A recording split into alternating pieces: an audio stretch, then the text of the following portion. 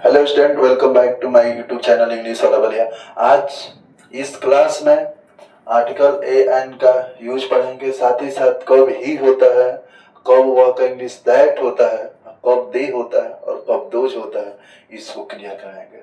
कब इट मतलब यह वो होगा, कब दिस मतलब होगा, ये सारा चीज आज डाउट क्लियर कराएंगे। तो देखेंगे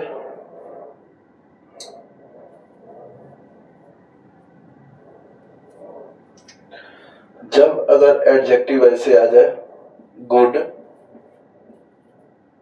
मैड, ऑनेस्ट, क्लेवर,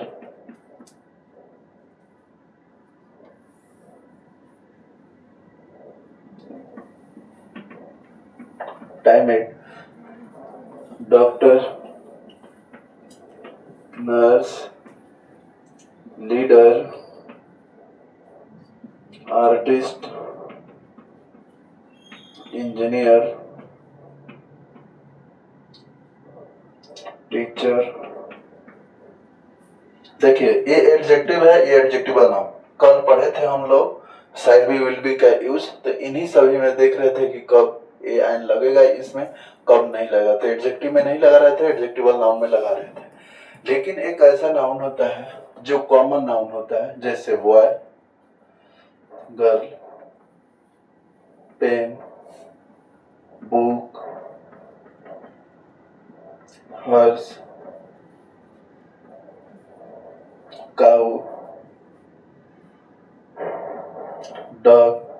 देखिए ये कॉमन नाउन होता है। अगर प्रॉपर नाउन भी आ जाएगा, अगर ऐसे राम, सीता, कोई भी चीज, तो इन्हीं लोगों के लिए हम लोग दिस दैट दोज के यूज करते हैं, ठीक है। नहीं तो हर जगह ही सी इट का यूज करते हैं। इन सभी में हम लोग ही सी इट दे का यूज करते हैं। इन लोगों में क्या यूज करेंगे, दिस दैट दीज दोज। देखिए दिस के मतलब यह, दैट के मतलब वह, ठीक। दीज के मतलब ये सब होता है, दोज के मतलब वो ये सब होता है। अगर सिंगुलर में होगा तो इन लोगों में क्या होगा, दिस दैट का यूज करेंगे। अगर प्लूरल में होगा तो दीज दोज के यूज करेंगे। जैसे इन्हीं लोगों को क्लियर कराना है। जैसे क्वेश्चन देखते हैं, यह गाय है, तो क्या होगा, दिस इज अ काउ। अगर यही रहता वह पानी है, अनकाउंटेबल इसमें भी रहेगा, तो क्या होगा, that is water, that is water. तो काउंटेबल इसमें भी रहेगा, तभी क्या होगा, ए एन का यूज करेंगे। अनकाउंटेबल होगा तो ए एन का प्रयोग नहीं करेंगे। अगर प्लूरल में रहेगा, जैसे ये लड़कियां हैं, ये लड़कियां हैं, तो क्या होगा, दीज आर गर्ल्स। है आएगा तो आर लगाएंगे, अगर थाथी आएगा तो वर्ड का प्रयोग करेंगे, रहेगा रह के आएगा तो विल भी का यूज करेंगे। अगर इसमें वे भी आ जाए, वे बैल है या बैल थे, तो क्या होगा, दोज वर ऑक्सेन। प्लूरल के साथ, प्लूरल नाउन के साथ प्लूरल का यूज करेंगे। तो जब भी ये वे आएगा तो क्या करेंगे, दीज दोज का यूज करेंगे। सिंगुलर के लिए क्या करेंगे, दिस दैट का यूज करेंगे। यहां तक समझ में आ गया होगा कि सिंगुलर के साथ क्या करेंगे, इज लगाकर काउंटेबल होगा तो ए एन करेंगे, अगर अनकाउंटेबल होगा तो ए एन का प्रयोग नहीं करेंगे। अगर ये वे प्लूरल रहेगा तो उसके साथ प्लूरल नाउन का यूज करेंगे, ठीक है। बता भी दिए कि इन दोनों के साथ अगर है आएगा तो आर का यूज करेंगे, हाथी आएगा तो वर का यूज करेंगे, हाथी आएगा तो वर, गाकी आएगा तो विल बी का यूज करेंगे सबके साथ। अगर है आएगा तो इच का, हाथी आएगा तो का यूज करेंगे, वाच का प्रयोग करेंगे। अगर रहेगा रहेगी गाकी के आएगा सबके साथ विल बी का प्रयोग करेंगे। अगर रहेगा रहेगी आएगा तब। तो ये क्लियर हुआ।